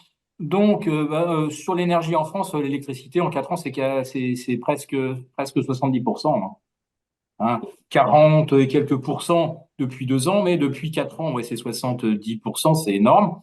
Sur la nourriture, on est au-delà de 26%, et on est encore sur une trajectoire assez élevée aujourd'hui. Ensuite, poste par poste, qu'est-ce qui a beaucoup augmenté, qui continue d'augmenter? Ben, bien sûr, les mutuelles de santé, l'assurance, et puis bah, je pense que je vais laisser la parole à Idriss, parce que je pense qu'il doit avoir aussi, lui, quelques données. Donc, non, non, l'inflation n'est pas du tout aujourd'hui sous contrôle, et notamment au niveau de l'immobilier et des loyers. Alors, bien sûr, la France, avec les Jeux Olympiques, va battre tous les records, puisque j'ai regardé encore ce week-end, j'avais des amis qui voulaient venir en France pendant les Jeux Olympiques. Actuellement, dans un quartier central de Paris, hein, c'est-à-dire arrondissement 1, 2, 3, 4, 5, 6, 7, actuellement, un 100 mètres carrés se loue 1 400 € par jour. Mais il y a plus cher, je vous rassure. Voilà. Donc, la raréfaction de l'immobilier à cause des DPE, c'est-à-dire que des centaines de milliers de biens vont se retrouver non louables. Donc, la demande se concentre sur un nombre de biens de plus en plus faible. Et en plus de ça, la construction s'effondre littéralement. On est à 40% de mètres carrés habitables construits en moins en 2023. Donc là, il n'y a aucun moyen de contrôler l'inflation au niveau des loyers. Donc la première vague d'inflation, c'était à cause du Covid, des problèmes de chaîne d'approvisionnement, enfin c'était la raison officielle. Seconde vague à cause de la guerre Ukraine-Russie. Enfin, est-ce qu'Idriss, toi, tu penses que ça va se poursuivre? Parce que c'est vrai que c'est politiquement beaucoup plus acceptable pour une personne, enfin pour un citoyen, de lui imposer une hausse des prix de 20% plutôt que de ponctionner 10% sur son épargne. Parce que les gens ne comprennent pas forcément voilà, le fonctionnement des politiques monétaires. Est-ce que tu crois qu'ils vont continuer comme ça sur ce chemin en se disant on imprime, on imprime, on imprime, on se finance comme ça? On est là pour aussi donner des conseils aux investisseurs ou pour la gestion de patrimoine. La méthodologie de Philippe est très bonne parce que quand il regarde par exemple les médias américains pour chercher des éléments de langage, il se rappelle que l'Europe a un certain temps de retard par rapport aux États-Unis, qu'on répète comme des perroquets ce que les Américains ont dit vis-à-vis des grandes questions internationales. Et donc, quand il voit des éléments de langage nouveaux émerger aux États-Unis, il sait qu'ils vont apparaître en Europe, répétés par, en effet, des rédactions connues pour cela. Il a cité le cas de Franc-Tireur qui appartient à Kretinsky et qui est donc oligarque très controversé, d'ailleurs, grand mania du charbon, qui est devenu milliardaire dans le charbon. Donc, assez marrant de voir comment ce type est devenu populaire auprès des cercles macronistes dans le contexte actuel. Mais donc, quand on voit cette tendance, une vague des nouveaux éléments de langage, bah, on peut voir à l'avance quelles seront les tendances aussi sur le plan macroéconomique en Europe. Un exemple, c'était les grands efforts que faisaient les médias de grand chemin, vous savez, mainstream, aux États-Unis pour justifier l'inflation. Alors certains se sont amusés à faire des montages, c'est assez marrant parce que on vit à une époque où tout va plus vite. Alors les gens qui ont menti par exemple pendant la guerre en Irak, qui disaient que Saddam Hussein avait des armes de destruction massive, c'était les mêmes qu'on retrouve dans Franc-Tireur aujourd'hui, hein, absolument les mêmes. Eh bien eux, à l'époque, n'avaient pas trop eu à se justifier parce que il a fallu 10 ans pour que on dise oui, c'était un mensonge, Saddam n'avait pas d'armes de destruction massive, pour que ça devienne complètement admis, peut-être 15 ans à partir du lancement de l'opération. Mais maintenant, on voit des mensonges en 3 ans, en 4 ans. Donc, des internautes s'amusent à faire des montages, ils vous montrent, euh, par exemple, quand il avait été évoqué que des gens mangent des insectes ou se nourrissent même de lait de cafard, parce que les cafards ont une sécrétion qui est très riche en protéines, et il avait été écrit par tout un tas de fact-checkers que c'était une théorie du complot, qu'on nous ferait envisager de manger ça. Bon, bah, donc c'était marqué. Les mêmes journaux, on a fait un très beau montage, on voit le même journal, le même titre de presse, mais à quelques années d'écart, qui dit l'étrange théorie du complot qui agite l'extrême droite, le fait qu'on doive manger des insectes ou boire du sécrétion de cafard. Je plaisante pas, c'est vraiment pas une blague. Et 4 ans plus tard, le même journal qui dit pourquoi les insectes sont bons pour vous d'après cette étude. Et puis ensuite, le même journal qui dit pourquoi les sécrétions de cafard sont en fait beaucoup plus intéressantes que vous n'auriez pu le penser. Et donc, pour l'inflation, on a vu la même chose. C'est-à-dire qu'on a vu la théorie du complot selon laquelle l'inflation arrive. Ensuite, on a vu les mêmes publications. Euh, Pourquoi l'inflation n'est qu'une impression? Voilà, donc là, on parle plus de théorie du complot. On dit, ah, quand même, on comprend que vous y pensiez, mais c'est une impression. Et puis après, c'était pourquoi l'inflation est bonne pour vous. Voilà, ça c'était donc les 3 étapes du truc. Donc d'abord, c'est une théorie du complot. Ensuite, oui, on comprend que vous y pensez, vous avez raison, mais c'est quand même une erreur de votre part. C'est une impression, un sentiment, hein, comme on dit. Et puis L'inflation ensuite, ressentie. voilà, l'inflation ressentie. Et après, c'était, eh bien, pourquoi en fait c'est bon pour vous. Ne vous inquiétez pas, si l'inflation augmente, c'est bon pour vous. Alors, c'est vrai que un pays normalement, un pays. Je vais prendre le cas des États-Unis, parce que dernièrement, Biden a voulu pardonner de la dette étudiante. Et la dette étudiante, c'est un très beau cas d'effet Cobra aussi, puisque il faut se rappeler que c'est l'Affordable Education Act de 1967 qui a fait exploser la dette étudiante. Parce que sous Johnson, soi-disant pour une politique de gauche, bon, Johnson était aussi de gauche que moi, je suis archevêque, hein, mais il était démocrate, donc les gens croyaient qu'il était de gauche.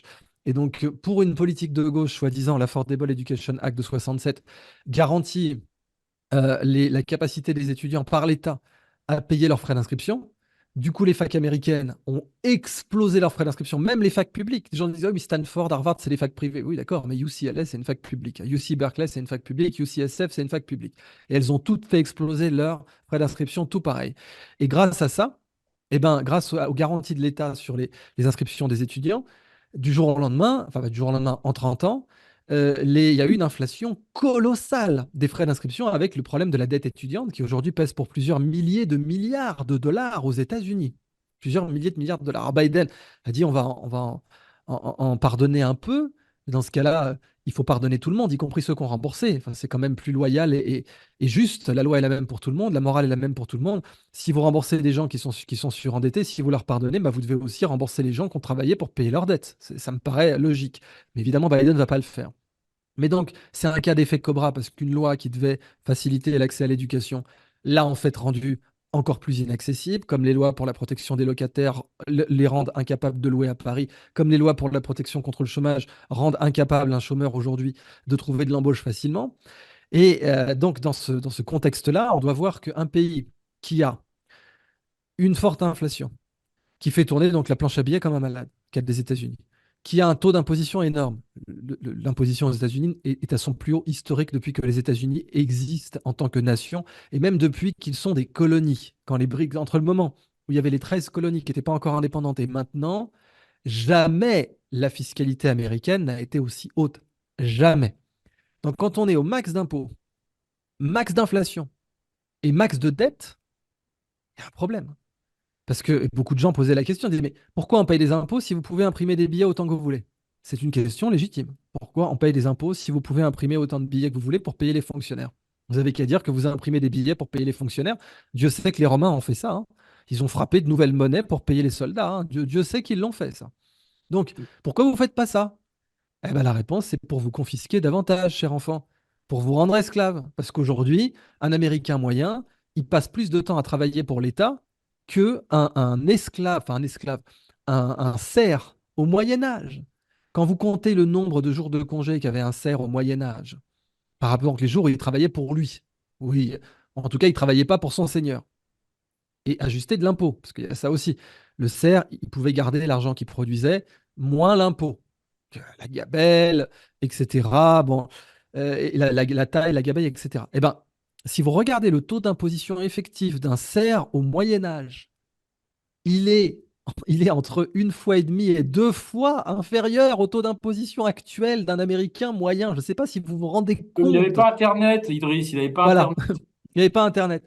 Donc, bon, c'est le délire complet, quoi. Alors, évidemment, le CER ne bénéficie pas de ce qu'on appelle les économies d'échelle externalisées, c'est-à-dire les technologies qui profitent à tout le monde et qui, Dieu merci, font qu'aujourd'hui, un Américain moyen a une bien meilleure vie qu'un CER, en tout cas du point de vue matériel.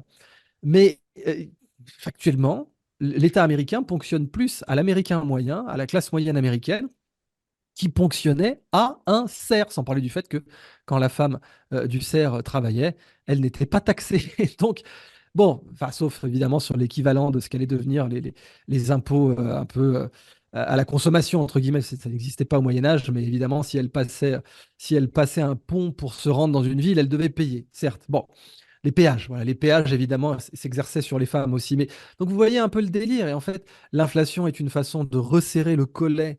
Et ça, c'est la logique hararienne du World Economic Forum. Vous ne posséderez rien et vous serez heureux. C'est la logique du chaque créateur de richesse, on doit contrôler un maximum des richesses qu'il produit. Et avec l'inflation, c'est ce qu'on fait, mais aussi avec l'impôt, mais aussi, bien entendu, avec la dette publique. Donc, on peut dire que l'une des dernières armes à disposition des citoyens face à un État de plus en plus prédateur, c'est son épargne. Ce sont Oui. ses actifs. Oui, Lui mais pour permet peu de qu'elle ne soit s'acheter pas du temps. confisquée. Parce Oui, que le voilà. problème de l'épargne, c'est que le cas de Chypre l'a bien montré. À Chypre, bon, alors c'était sur les méchants Russes, donc ça allait, pas beaucoup de gens engueulaient, mais on a ponctionné comme ça tous les comptes au-dessus de 100 ou sous 200 000 euros, je me rappelle plus. On s'est mis à taper dedans, Tant comme mieux. ça. Voilà. Et puis, il y a eu les comptes, bien sûr, il y a les monnaies de banque centrale qui arrivent, qui vont être évanescentes, qui auront, ce sera des bons d'achat concrètement, parce que sur un bon d'achat, vous avez une date de péremption. Bah, ça sera un bon d'achat. On veut remplacer lentement et sûrement la monnaie par des bons d'achat, par des coupons, par des vouchers. Comme quand vous savez, vous vous sentez insulté quand il y a une compagnie aérienne qui vous fait rater votre avion et qu'au lieu de vous rembourser, elle vous donne un bon d'achat pour le McDo de l'aéroport. On est d'accord que vous n'êtes pas content, vous comprenez bien que l'argent sonnant et trébuchant que la compagnie aérienne aurait dû vous donner est plus valable que le bon d'achat encaissable uniquement sur le McDo du terminal 7. Vous comprenez bien ça? Eh bien, lentement mais sûrement, les banques centrales sont en train de procéder à une substitution de la vraie monnaie au bon d'achat pour le McDo du terminal 7. Et ça aussi, bah, c'est une confiscation de l'épargne qui est à venir, avec peut-être une interdiction de la détention d'or, une interdiction de la détention de tout ce qui serait apte à préserver l'épargne des gens. Philippe, un mot pour Oui, conclure sur l'épargne des Français? bien sûr que la monnaie numérique est programmable, parce que c'est surtout le côté programmable qui est intéressant du point de vue d'une banque centrale. Donc, Carstens, qui est le patron de la BRI, hein, c'est la banque, le banquier central des banquiers centraux. Donc, lui et ses équipes sont très avancés sur le sujet. Notre Banque de France est très avancée sur le sujet. Il manque plus qu'une forme de feu vert politique. Mais là, pour l'instant, les banquiers retail, c'est-à-dire celui chez qui vous déposez votre argent ou auprès duquel vous allez chercher du financement en tant qu'entrepreneur ou en tant qu'investisseur immobilier, les banques ont compris que le danger est mortel. Elles pourraient carrément disparaître si cette monnaie numérique prenait beaucoup d'ampleur.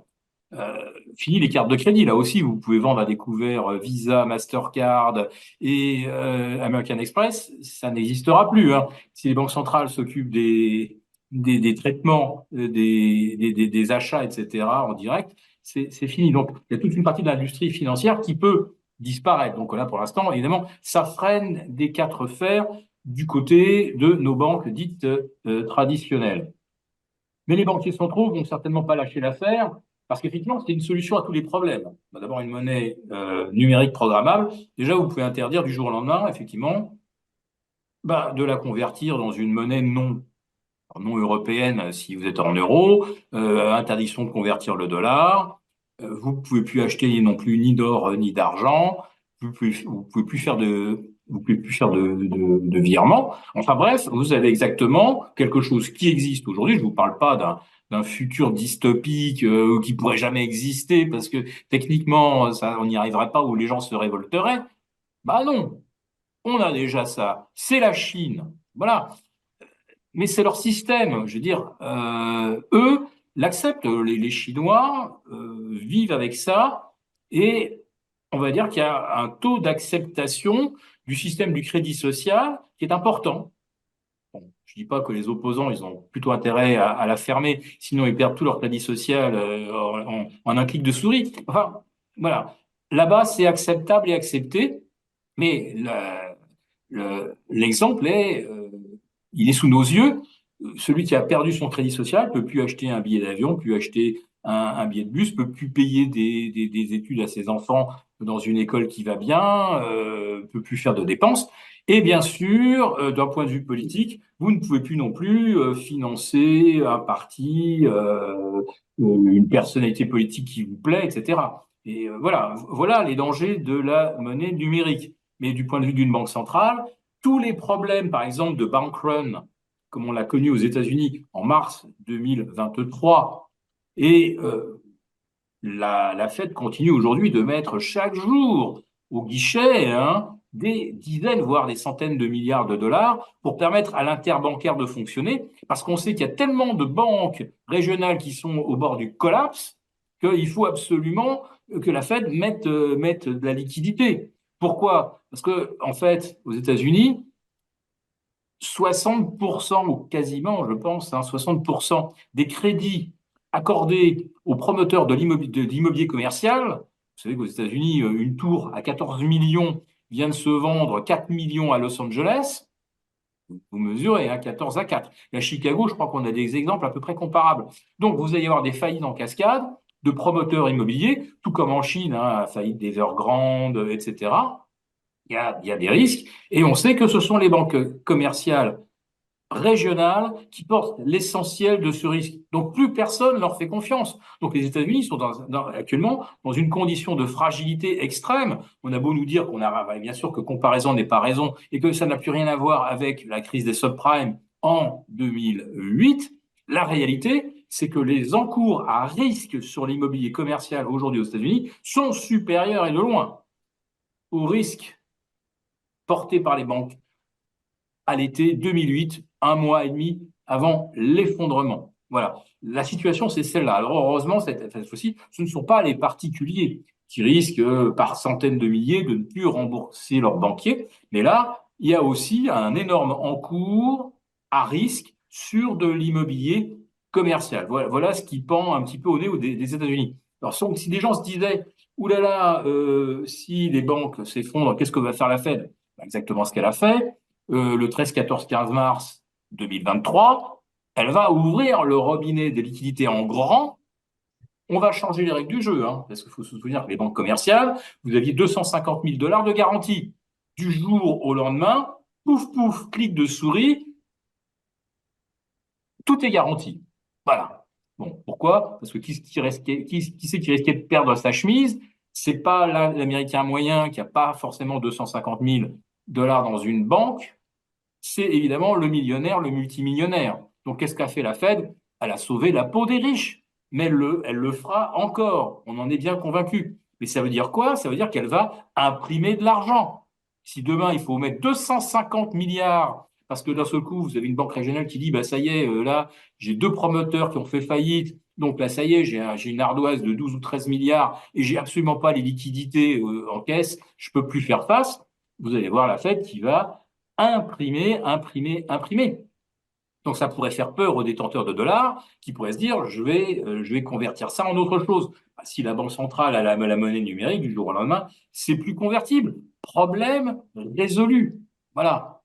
Alors Idriss évoque l'effet Cobra qui est documenté depuis de très très longue date. Moi, quelque chose qui me fascine toujours dans ce que nous observons et ce que nous décrivons d'ailleurs depuis le début de cette interview, c'est le piège de la vanité, c'est-à-dire qu'à aucun moment un responsable politique ne peut revenir sur une mauvaise décision, une mauvaise présentation des choses. Il y a la peur de ne plus apparaître infaillible face de vous quelqu'un qu'on va s'empresser de dégager du pouvoir, ou je ne sais pas. Mais en tout cas, vous voyez, les banques centrales, elles sont arc-boutées. sur leur pseudo ou prétendue infaillibilité, et toutes les déclarations qu'elles font, elles sont là pour répondre à des objections disant vous vous êtes trompé, l'inflation, vous êtes complètement gaufré, tel domaine, vous prenez des risques insensés, les politiques monétaires expérimentales, c'est quelque chose qui est complètement casse-gueule. Eh bien, la Banque centrale, sa principale préoccupation, c'est effectivement de sauver les riches, naturellement, puisque ses actionnaires sont les ultra-riches, hein, c'est pas le citoyen lambda. Donc, sauver la peau des riches et préserver cette image d'infaillibilité sans laquelle, effectivement, là, tout peut s'effondrer. Pourquoi? Parce que la monnaie fiduciaire, FIDE, c'est donc la confiance. Si vous n'avez plus confiance dans la Banque centrale, tout s'effondre. Mais si un politique vient vous dire bah, « je me suis trompé » ou « les circonstances ont changé », etc., bah là, c'est pas la monnaie qui s'effondre. Son image va être un petit peu égratignée. Et puis peu de temps après, on va dire bon, bah voilà quand même quelqu'un qui sait reconnaître ses erreurs. Voilà. Hein, il pensait que l'inflation, ça allait pas faire ceci, pas faire cela. Et bon, bah non, il nous explique que oui, effectivement, il s'est fié aux travaux de tel et tel prix Nobel, il y croyait. Puis maintenant, il constate qu'effectivement, c'est pas comme ça que ça fonctionne. Ou surtaxer les Français. Il pensait que c'était quelque chose qu'on pouvait faire indéfiniment. Bon, il revient là-dessus parce qu'il dit, bah aujourd'hui, on voit bien l'effet Cobra et je ne peux plus aller dans ce sens-là. Mais non, non, non. Vous avez des gens qui ne veulent pas renoncer à un discours qu'ils ont pu tenir ou à un dogme. Et ça, c'est terrible de ne pas pouvoir s'amender ou, prendre une décision logique par rapport à quelque chose qui nous envoie droit dans le mur. On parlait en début d'interview du nucléaire. Pourquoi est-ce que le président de la République, parce que ce n'est pas un comité scientifique qui a pris la décision, c'est le président de la République tout seul d'arrêter Astrid, qui était en fait une technologie qui permettait de recycler le combustible nucléaire usagé, ce qui nous aurait garanti du combustible pour les 1000 prochaines années, sans qu'on soit plus obligé d'aller en acheter au Niger, au Kazakhstan, au Canada ou en Australie, nos principaux fournisseurs. Vous voyez? Ben pourquoi? Ben parce que le président il s'était fait élire avec la promesse faite aux écolos, naturellement, pour se faire bien voir, qu'on allait arrêter les centrales nucléaires, que le nucléaire c'était fini et qu'on était dans l'éolien, le photovoltaïque. Donc, quand il a pris la décision de dire les centrales nucléaires, on va en arrêter je ne sais pas combien, à commencer par Fessenheim, d'ici 2035, ben, il a aussi pris la décision d'arrêter Astrid. Il n'y a qu'un seul pays qui maîtrise aujourd'hui cette technologie, il y a la France avec Superphénix, que les écologistes ont réussi à faire enterrer. On se rappelle des déclarations de Dominique Voynet. Elle était très très fière d'avoir réussi à planter l'industrie nucléaire française. Là, il n'y a plus qu'un pays qui a cette technologie-là, c'est la Russie. Même pas les Chinois et les Américains. Point d'interrogation. Et bien là, Astrid est arrêtée par décision du président. Et moi, je lis, alors je ne sais pas si c'est encore du complotisme, vous savez que voilà, on voit tellement de choses auxquelles il ne faut pas croire, comme l'a expliqué Idriss, dans 2 prochaines séquences, on vous expliquera que, mais bien sûr que c'était tout à fait normal que ce soit Bill Gates qui récupère la technologie Astrid que Macron voulait abandonner. Enfin, je dis ça, voilà, c'est du complotisme pur, je dis ça avec un large sourire. Mais voilà, aujourd'hui, les rumeurs, c'est ça. Macron arrête Astrid, et derrière, il semblerait que c'est peut-être Bill Gates qui ait, d'une manière ou d'une autre, racheté les brevets, etc. Quand vous avez des gens qui prennent des mauvaises décisions et qui ne sont pas capables de revenir dessus, on est sûr que ça se termine par une catastrophe. Et je vais faire une petite incise à propos des marchés financiers. Ils ont un fonctionnement aujourd'hui qui est totalement algorithmique. Et l'algorithme ne connaît qu'un principe, qu'une maxime, c'est the trend is your friend. Donc, l'algo achète ce qui monte, il vend ce qui ne monte pas. On arrive à un niveau de concentration des marchés aujourd'hui qui est le plus élevé depuis, non pas 2000, mais depuis 1929. Et plus on va vers la concentration, plus le phénomène s'accélère. Parce que là aussi, on est sur un principe, une sorte de dogme. Et là, en plus de ça, il est livré à lui-même, puisqu'il n'y a personne qui va le remettre en cause ou au quotidien. Ou si vous le remettez en cause, vous vous faites broyer. Et donc, vous avez des marchés qui, aujourd'hui, partent sur des principes qui nous mènent dans le mur. On ne sait pas quand, naturellement, mais on est sûr que ça va arriver parce que on est là sur des principes qui sont immuable, intangible, et personne ne peut revenir dessus. Donc, il y a un moment où il faudrait qu'il y ait des contre-pouvoirs qui apparaissent quelque part, qui est, je ne sais pas, un sage, un Warren Buffett qui disent ça va très très mal se terminer. On ne peut évidemment pas avoir 70% de son portefeuille en 10 titres, dont la valorisation est multipliée par 2, par 3, par 5, par 20 en l'espace de quelques années. C'est juste pas possible. On a actuellement une inflation des valorisations qui est liée au fait, qui est liée au principe de fonctionnement des algos. Eh bien, vous voyez les politiques, ils ont aussi un logiciel, ils ne sont pas capables d'en sortir. Et les banquiers centraux, bah, eux, sont évidemment pris par le piège que pour que les choses tiennent debout, il faut effectivement entretenir le mythe de leur infaillibilité. Voilà. Et les marchés, bien sûr, qui montent, et eux aussi, on dit que le marché ne se trompe jamais. Il y a cette espèce de principe d'infaillibilité papale euh, sur lequel aujourd'hui on ne voit pas ce qui peut arrêter la machine. Comme on dit, la seule chose qui arrêtera le TGV, c'est quand il va dérailler au prochain virage. Donc oui, Philippe, d'où l'importance pour l'épargnant, déjà d'une part de ne pas forcément compter sur le politique pour régler tous ses problèmes, et aussi à s'occuper de son épargne et pouvoir procéder aux arbitrages nécessaires pour potentiellement se protéger contre l'inflation ou investir de manière judicieuse. D'ailleurs, avant de conclure, je souhaiterais laisser parler Idriss de la masterclass Scandaria qu'il a réalisée avec toi. Donc, Idriss, est-ce que tu peux nous en ajouter un mot?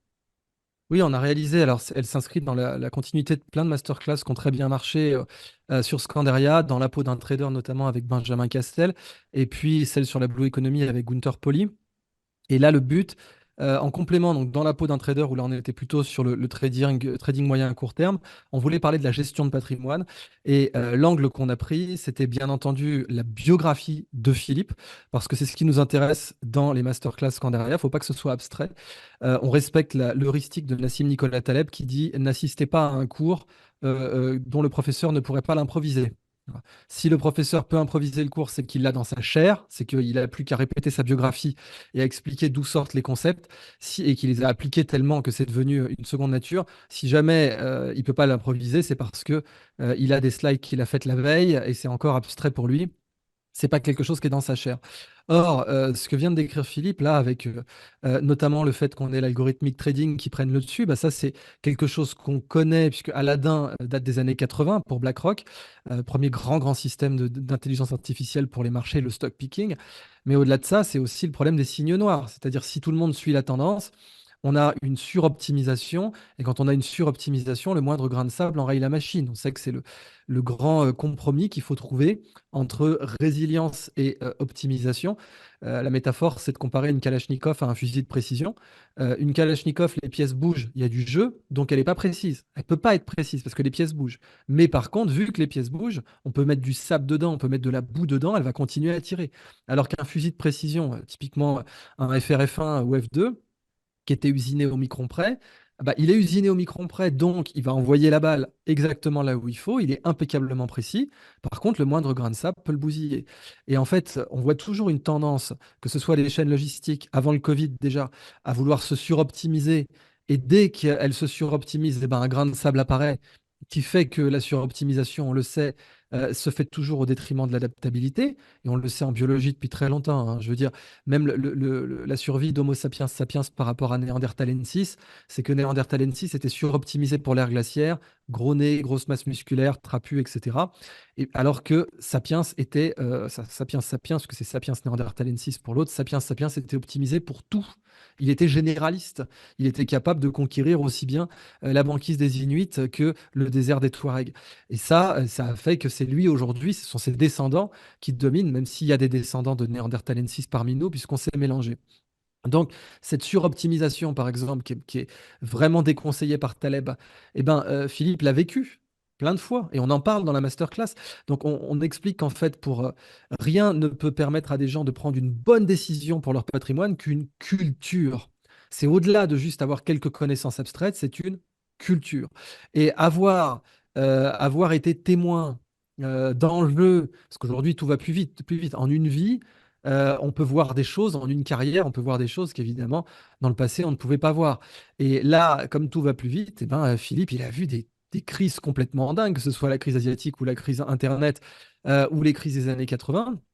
Et on voit que les leçons n'ont pas été apprises par les marchés parce que les marchés n'apprennent pas vraiment et que la notion d'infaillibilité qu'évoquait Philippe, c'est exactement ça. L'infaillibilité papale fait qu'il n'y a pas de skin in the game, un autre concept de Nassim Nicolas Taleb. Les gens qui sont responsables ne payent jamais, ils font payer les autres, comme on l'a vu avec le Too Big to Fail en 2007-2008.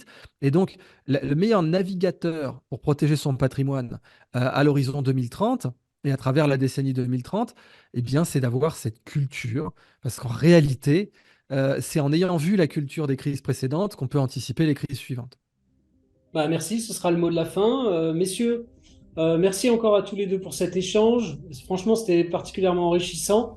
J'invite nos spectateurs à télécharger le rapport que vous avez écrit sur les investissements à privilégier pour se protéger contre l'inflation. Vous pouvez le télécharger en cliquant sur le lien en description de la vidéo. Et je vous remercie encore une fois à tous les deux pour cet échange et je vous dis à très bientôt pour une nouvelle vidéo.